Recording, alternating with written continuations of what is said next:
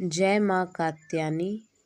आप सभी पर माँ कात्यायनी की कृपा बनी रहे।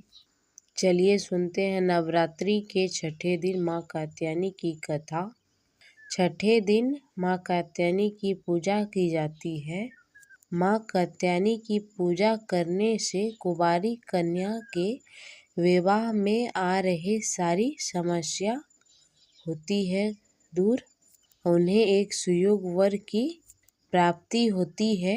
माना जाता है कि द्वापर युग में भी गोपियों ने भगवान श्री कृष्ण पति के रूप में प्राप्त करने के लिए माँ कात्यायनी की पूजा की थी। अगर आपके कुंडली में बृहस्पति खराब हो तो माँ कात्यायनी की पूजा करने से बृहस्पति के शुभ फल प्राप्त होने लगते हैं। माँ कात्यायनी की पूजा करने से आज्ञा चक्र जागृत होता है। चलिए सुनते हैं माँ कात्यायनी की पौराणिक कथा। पौराणिक कथा के अनुसार वन्मीकद नाम के एक महर्षि थे। उनके एक पुत्र था जिसका नाम कात्य रखा गया। इसके बाद कार्तिक गोत्र में महर्षि कात्यायन ने जन्म लिया।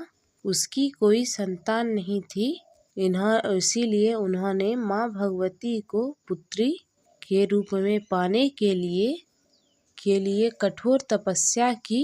महर्षि कात्यायन से प्रसन्न हो माँ भगवती ने उन्हें साक्षात दर्शन दिए। कात्यायन ऋषि ने माँ को अपनी मनसा बताई। देवी भगवती ने उन्हें वचन दिया और कहा वे उनके घर पुत्री के रूप में जरूर जन्म लेंगी। फिर माँ का जन्म महर्षि कात्यायन के आश्रम में हुआ। माँ का लालन पोषण कात्यायन ऋषि ने ही किया। पुराणों के अनुसार जिस समय महिषासुर राक्षस का अत्याचार बहुत अधिक था, उस समय त्रिदेवों के तेज से माँ की उत्पत्ति हुई थी। महर्षि कात्यायन के यहाँ माँ ने आश्विन महीने कृष्ण पक्ष की चतुर्दशी को जन्म लिया था। इसके बाद ऋषि कात्यायन ने उनका 3 दिनों पूजन किया था। माँ ने 10वीं तिथि के दिन महिषासुर का अंत किया था। इसके बाद शुंभ निशुंभ ने भी स्वर्गलोक पर आक्रमण करके इंद्र सिंहासन छीन लिया था। इंद्र का और नवग्रहों को बंधक बना लिया था। अग्नि और वायु का बल पूरी तरह उन्होंने छीन लिया था। उन्होंने देवताओं का अपमान करके उन्होंने स्वर्ग से निकाल दिया। उसके बाद सभी देवताओं ने माँ की स्तुति की।